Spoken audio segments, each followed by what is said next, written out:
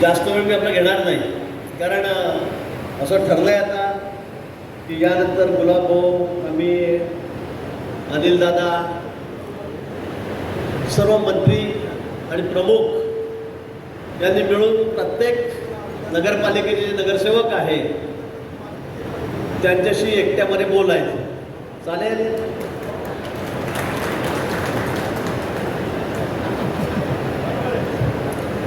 मी चव्हाण साहेबांना म्हणत होता की म्हटलं आमचा जिल्हा इतका शांत आहे, महाराष्ट्रामध्ये तुम्हाला कुठेही कुरबुर, वादावादी कुठे ऐकायला मिळणार नाही, आणि आमचे नगरसेवक तर काहीच बोलणार नाही. बरोबर आहे? गुलाबभाऊ, अनिल दादांनी सांगितल्याप्रमाणे माझ्यावर मोठी जबाबदारी आहे. नगरपालिकेला काय द्यायचं, कामं कशी वाटायची, आणि तुम्ही सांगितल्याप्रमाणे खरं आहे. चव्हाण साहेबांना माहिती आहे, त्यांनी माझी नेमणूक केलेली आहे. मी आणि बावनकुळे साहेब भाजपाकडून आहे, भुजबळ साहेब आहेत, अनिल दादा आपल्याकडून, कसं मुश्रीफ साहेब आहेत, ते 2 जण राष्ट्रवादी, परंतु सामंत साहेब आहेत उद्योगमंत्री, आणि दादा भुसे आहेत, हे 2 जण शिवसेनेकडून, अशी 6 जणांची समिती नेमली आहे. आता क्रीडाप्रेमींनी या स्पर्धेला मोठी गर्दी केली आहे. नक्कीच या स्पर्धेतून चांगले खेळाडू घडतील असा विश्वास यावेळी आयोजकांनी व्यक्त केला आहे. आमचं बजेट असतं, त्यातून असेल सर्वांना समान वाटप करायचं आहे. त्यामुळे आता नगरसेवकांनी काळजी करण्याची गरज नाही. आता फक्त व्यवस्थित जायचं, परवा मतदान करायचं, आणि नंतर मग आपला जो निधी येईल त्याच्यामध्ये आपापल्या ठिकाणी कामं करायची. बरोबर आहे? कोणाला काही शंका, काळजी करू नका. जिल्ह्यामध्ये चव्हाण साहेब, अध्यक्ष महोदय, सगळे आमदार आपले. हा एकमेव जिल्हा असा आहे की इथे विरोधी पक्षाला अजिबात थारा नाही. एकही आमदार या ठिकाणी नाही, एकही खासदार नाही आहे, सगळे आपलेच आहेत. आणि त्यामुळे हा जिल्हा हा महायुतीचा बालेकिल्ला आहे. या ठिकाणी सगळ्या नगरपालिका जवळपास, एका दुसरी अपवाद सोडली तर मला वाटतं त्या सगळ्या आपल्याच आहेत. आणि म्हणून या ठिकाणी गुलाबभाऊंनी सांगितल्याप्रमाणे आमची संख्या जवळपास 620-630 पैकी 500च्या जवळपास ही महायुतीचे आपले सदस्य आहेत. अंबरनाथसारख्या ठिकाणी पण तिथे आपलेच आहेत, पण अपक्षामध्ये मोजलेले आहेत. आणि म्हणून मला वाटतं की 550-525 सदस्य फक्त आपले या ठिकाणी आहेत. त्यामुळे फक्त आपल्याला मतं मोजायची आहेत. आणि म्हणून आपला जास्त वेळ न घेता पुन्हा मी आपल्याला आवाहन करेन की 18 तारखेला सकाळी 10 वाजेच्या आत आपलं सगळ्यांचं मतदान झालं पाहिजे. सगळ्यांचं, काही कोणाची वाट बघायची नाही किंवा हा येणार आहे, तो येणार आहे, मी सोबत येतो. रात्री ठरवायचं, सगळे आपले आमदार आपापल्या बूथवर राहतील. आपापले बूथ त्या ठिकाणी सांगितले तर कुठले मंगेश दादा एकदा झाल्यावर पण सांगा सगळ्यांना बूथ कुठे कुठे आहेत. 7 ठिकाणी, बरोबर आहे, 7 ठिकाणी आपले बूथ आहेत. 3 नगरपालिका, 2 नगरपालिका जोडल्या गेलेल्या आहेत, आणि त्या ठिकाणी आपल्याला जाऊन मतदान करायचं आहे. पण 10 वाजेच्या आत सकाळी 100% मतदान आपल्याला करायचं आहे. जी नगरपालिका सकाळी लवकरात लवकर 100% मतदान करेल तिला वेगळं काहीतरी, गुलाबभाऊ, ते आम्ही ठरवू. पण मला वाटतं की तुम्ही लवकरात लवकर सकाळी 10 वाजेपर्यंत हे मतदान करायचं आहे. ऊर व्हायची वाट बघायची नाही, कुणाला बोलवण्याची वाट बघायची नाही. आपापले प्रतिनिधी, आपले प्रमुख पदाधिकारी तुमच्या गावामध्ये येणार आहेत नगरपालिकेमध्ये, ते तुम्हाला ठिकाणी भेटतील. 2 दिवस वाटल्यास तुमच्याकडेच थांबतील. मतदान कसं करायचं हे तुम्हाला सांगतील. तिथे जो पेन ठेवलेला आहे त्या पेननेच मतदान करायचं आहे. आपल्याजवळचं पेनने मतदान केलं, एक आकडा लिहिला तर ते मतदान बाद आहे. एकही मतदान आपलं बाद होता कामा नये.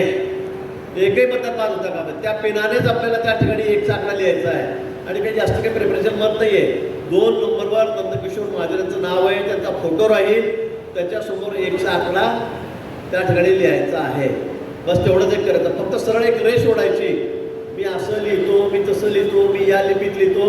तसं 27 लिपीमध्ये आपल्याला एक चांगला लिहिता येतो. 27 लिपीमध्ये देशभरात जेवढ्या भाषा आहेत त्या. पण आपण फक्त एक लाईन मारायची सरळ. तिला रिपीट करायची नाही, तिच्यावर पुन्हा ओळ करायची नाही. ती फिक्कट झाली मग मी डार्क करतो. डबल जर थोडीशी दिसली तर मतदान बाद होईल.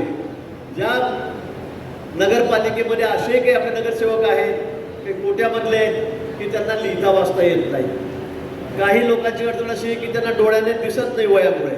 असे अडचणी आहेत. त्या विधानसभेमध्ये पण असतात, विधानसभेसुद्धा आहेत. आणि मग अशांसाठी परवाच कलेक्टर साहेबांशी बोलून आपण त्या ठिकाणी माहिती घेतलेली आहे. आणि त्यामध्ये ज्याला मतदान करता येणार नाही किंवा आपल्याला डाऊट असेल त्यांचा फॉर्म आजच भरून द्यायचा आहे, आत्ताच भरून द्यायचा आहे की आमच्या गावामध्ये हे मतदाराचं नाव आहे आणि यांच्याऐवजी हा मतदान करणार आहे. प्रमुख कार्यकर्त्यांनी पदाधिकारी त्याच्याबरोबर जायचं आणि ते मतदान त्यांनी करायचं मतदान पेटीवर जाऊन. हे आता नियमामध्ये आहे. त्यामुळे आत्ता सगळ्यांनी इथे मंगेशदादा आहेत, या ठिकाणी आपले सगळ्या पक्षांचे अध्यक्ष आहेत, पदाधिकारी आहेत, नेते आहेत. त्यांना सांगायचं की बा आमच्याकडे या मतदाराला दिसायला अडचण आहे, वाचायला अडचण आहे, लिहायला अडचण आहे, त्याचं मतदान हा करेल. ते जे नाव असेल त्यांनीच त्या ठिकाणी हजर राहिलं पाहिजे. जो हजर राहणार आहे त्याचंच नाव द्या. आणि तर तो चालला गेला बागडे गावाला आणि मग हा शोधत बसला कोणाला दुसऱ्याला मतदान करता येणार नाही.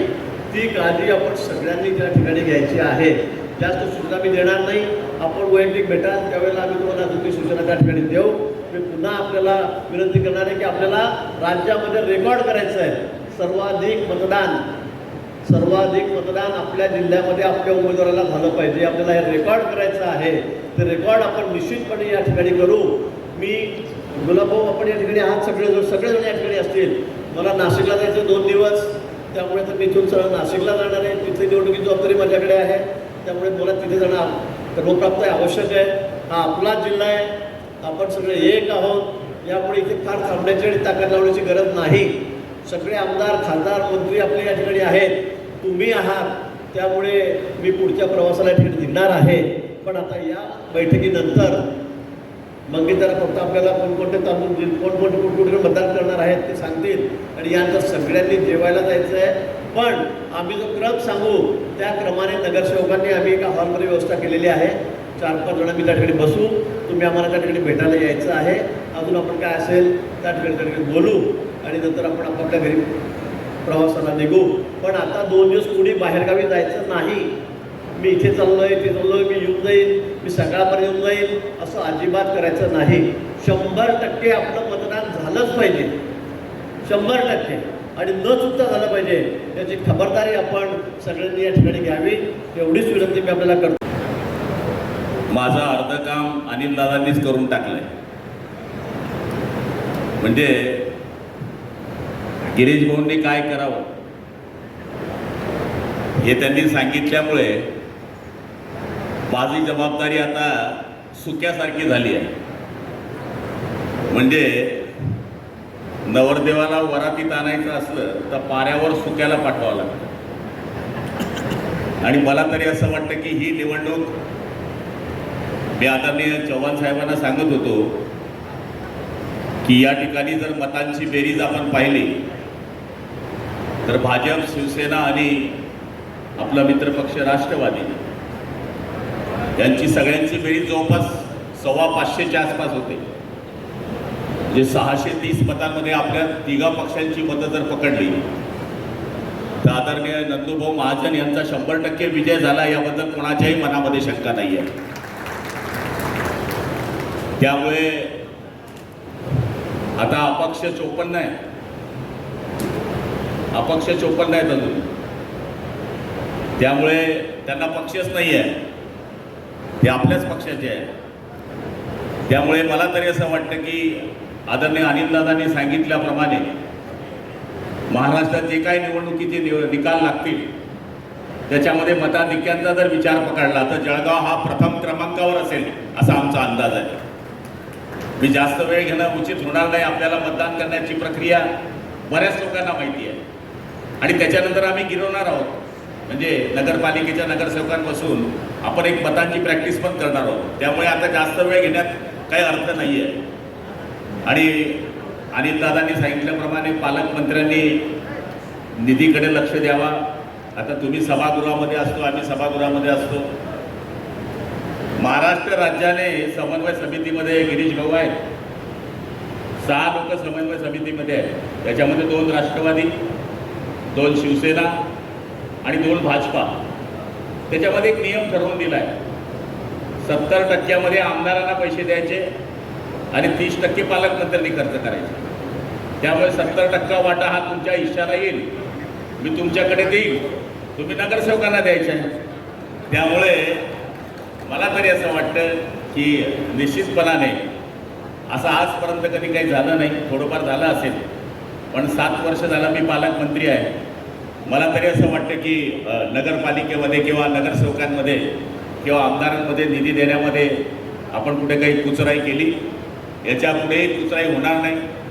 उलट नंदभाऊंना आमचं सांगणं राहील की आपला जो खंड आहे तो देत असताना छोट्या छोट्या ज्या नगरपालिका आहे, मोठ्या नगरपालिका नका टार्गेट करू. शेंदुर्णीसारखी आहे, नशिराबादसारखी आहे, बोदवडसारखी नगरपालिका आहे, वडगावसारखी नगरपालिका आहे, छोट्या ज्या नगरपालिका आहे त्या नगरपालिकेला किंवा वरणगाव आता नवीन झालेली नगरपालिका आहे, या नगरपालिकांकडे जर आपण लक्ष दिलं तर तिथं सध्या ग्रामपंचायतमधून जस्ट ते नगरपालिकेमध्ये त्यांचं पदार्पण झालं आहे किंवा नगरपंचायतमध्ये झालं आहे, तर तो एक मोठा फायदा होईल आणि आपल्याला एक सपोर्ट होईल.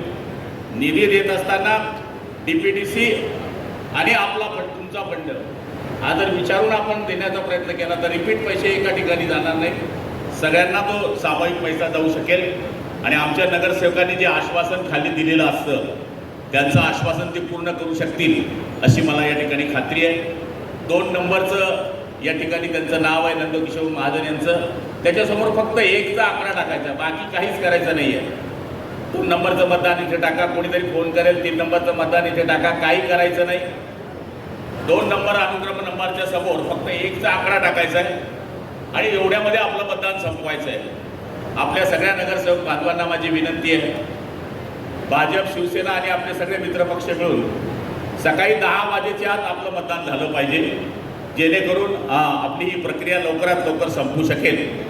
त्यामुळे तिथले भाजपचे तालुका अध्यक्ष, शिवसेनेचा तालुका अध्यक्ष आणि त्याचबरोबर राष्ट्रवादीचे तालुका अध्यक्ष आणि त्यांचे शहराध्यक्ष, या 6 लोकांची टीम प्रत्येक ठिकाणी आपण तयार करा, जेणेकरून यांच्या जबाबदारीने हे सगळे लोक मतदानाला जाऊ शकतील. आणि जिथे नगराध्यक्ष महोदय आहेत, गटनेते आहेत, त्यांना विनंती ही असेल की आपण या तालुका अध्यक्षांबरोबर आपले नगरसेवक आणून देण्याचं जर काम केलं तर आपण 10 वाजेपर्यंत सुद्धा आपलं मतदान संपवू शकतो. त्यामुळे आपण सगळ्या जणांनी या प्रक्रियेला सहकार्य करावं. आज या प्रचाराच्या सभेच्या निमित्तानं आदरणीय चव्हाण साहेब पहिल्याच वेळेस आपल्या जळगाव जिल्ह्यामध्ये जे प्रात्यक्षिक झाल्यानंतर आले, त्याबद्दल मी त्यांचे खूप खूप आपल्या पक्षाच्या वतीनं अभिनंदन आणि स्वागत करतो आणि माझे लांबलेले 2 शब्द संपवतो. जय हिंद, जय महाराष्ट्र.